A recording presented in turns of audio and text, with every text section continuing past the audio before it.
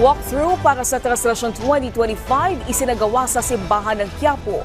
Si Denise Osorio ng PTV sa Balitang Pambansa Live.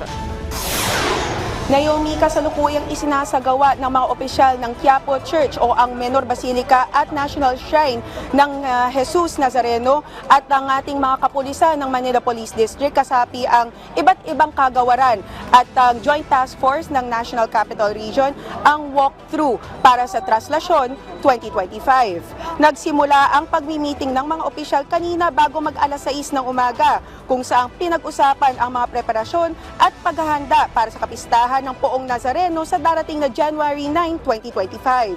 Ayon kay Manila Police District Director Brigadier General Arnold Thomas Ibay, layunin nila ang siguraduhing ligtas at walang obstruction ang dadaanan ng Jesus Nazareno at ng mga deboto nito. Dagdag ng Technical Advisor ng Quiapo Church na si Alex Irasga, walang ipinagbago ang magiging ruta nito, katulad pa rin ito sa dinaanan nito noong Translasyon 2024 at noong 2020.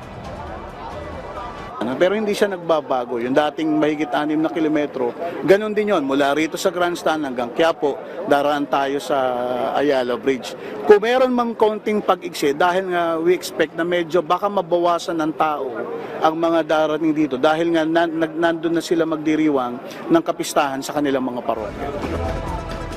Naomi, para naman sa karo nito, maalala natin na noong Translasyon 2024, enhanced na ang enclosure ng Poong Nazareno. Pero sa darating na Translasyon 2025, mas enhance at mas i-improve yung enclosure nito at ang pinaka-glass nito dahil iiwasan na nito or iniiwasan nila na mag-moist pa ito kaya iniba rin nila ang bumbungan ng andas.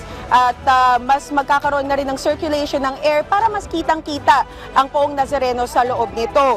Paalala rin po ng mga organizers at ng mga opisyal ng Quiapo Church, iwasan pa rin po natin ang pagsampa sa andas at kung meron po kayong karamdaman, iwasan na rin po ang pagsama sa Translasyon 2025 dahil mas importante na pagtuunan ng pansin ang pista sa pamamagitan ng pagsimba sa inyong mga simbahan dahil national celebration na ito. Kaya naman inaasahan na mas konti ang posibleng dumayo o dumalo sa Translasyon 2025. Yan ang pinakamahuling balita mula rito sa Quiapo Church mula sa PTV Manila, Denise Osorio para sa Balitang Pambansa.